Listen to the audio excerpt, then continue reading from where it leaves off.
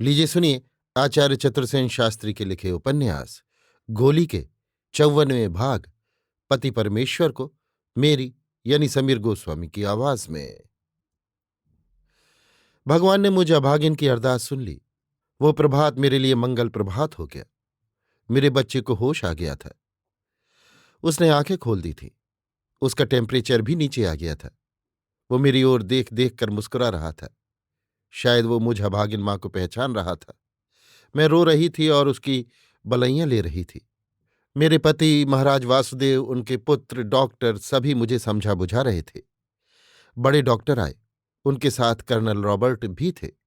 बड़े ध्यान से उन्होंने बच्चे को देखा, नुस्खा तजवीज़ा और छोटे डॉक्टर तथा एक नर्स की वहीं रहने की व्यवस्था कर दी। फिर वो मेरी ओर घूमे, अफसोस करते हुए कहा, आपका स्वास्थ्य तो बहुत गिर गया मिसेस कृष्ण। ये क्या बात है? शायद मेरी यम यातना से वो अपरिचित थे। इस समय सब बातों को कहने सुनने का अवसर भी न था। इस समय हम लोगों ने अंग्रेजी ही में बातचीत की। मेरे मुंह से अंग्रेजों जैसी स्वाभाविक अंग्रेजी सुनकर मेरी लड़की आंखें फाड़ फाड़ कर मेरी ओर देखने लगी।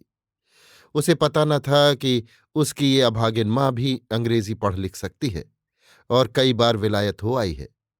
शायद केसर और मेरे पति ने जानबूझकर महाराजा धीराज से मेरे संबंध छिपाने को ये सब बातें उन्हें नहीं बताई थीं।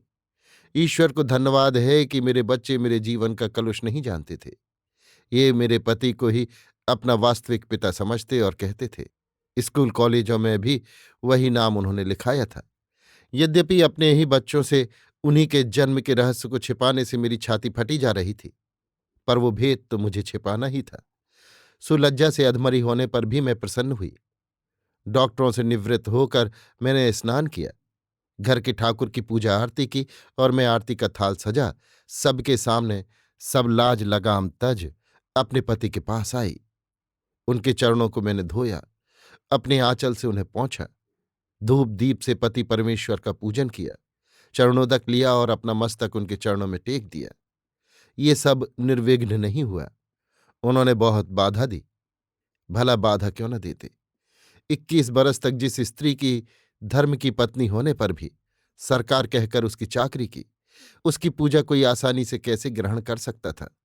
पर मैं अपने में मगन थी। पृथ्वी पर अब ऐसा कौन था जो मुझे मेरी इच्छा की पूर्ति करने से रोक सकता। तिस पर वासुदेव महाराज ये सब देख हो करके पागल की तरह नाच उठे। वो आंखों से आंसू बहाते हुए ठाकुर द्वारे से शंख उठा लाए। उन्होंने जोर से शंख में फूंक मारी और वो शंख ध्वनि कैलाश में जा पहुंची। साक्षात शंकर और जगज्जननी उमा ने मृत्युलोक में झांक कर मुझे अभागिन नरक कीट कलुषित गोली की पति पद पूजा देखी।